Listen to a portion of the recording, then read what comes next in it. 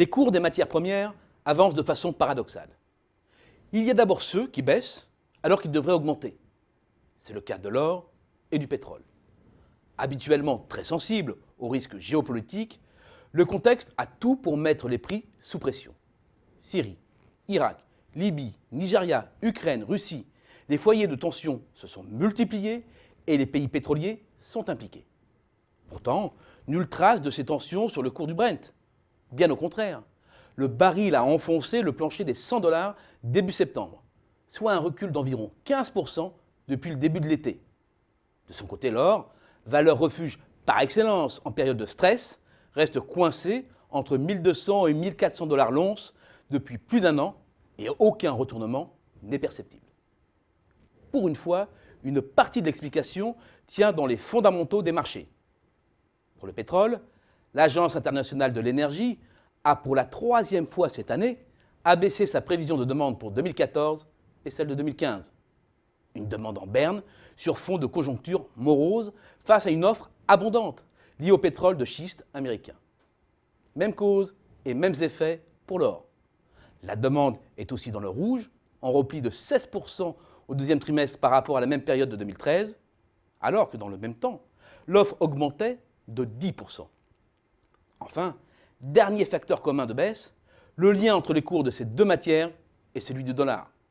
L'or joue traditionnellement le rôle d'assurance contre le risque de change pour les investisseurs détenant des actifs en dollars, ce qui explique le chemin inverse pris par le cours du billet vert et celui de l'or. De la même façon, quand le dollar baisse, les pays producteurs de pétrole ferment le robinet pour faire remonter les cours. Là aussi, la corrélation est négative. Passons maintenant aux matières premières en hausse alors que leur prix devrait baisser. C'est le cas des métaux industriels.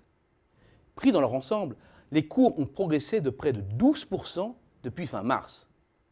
Alors certes, il y a eu une correction en septembre, mais elle reste minime.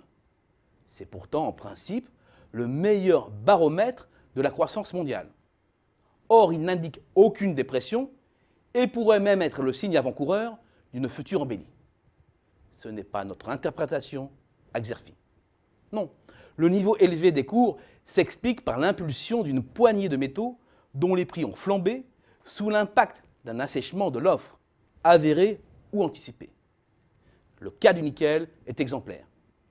L'envolée des cours de plus de 50% entre le début de l'année et la mi-mai, puis leur maintien à haut niveau, est le résultat de la mise en place par l'Indonésie, premier producteur de la planète, d'une législation interdisant l'exportation de minerais bruts. Le marché a à peine eu le temps de rechercher un nouvel équilibre avec les Philippines que ces derniers font planer la menace d'un embargo. Nouvel accès de fièvre donc. Leur volte-face inversera immédiatement la tendance. Autre exemple, les nombreuses fermetures de capacité des aluminiers ont elles aussi poussé les cours de l'aluminium. C'est finalement le cuivre, en repli de 5,2% depuis début janvier, qui est au diapason du pétrole et de l'or, et qui renvoie bien l'image d'une croissance mondiale atone.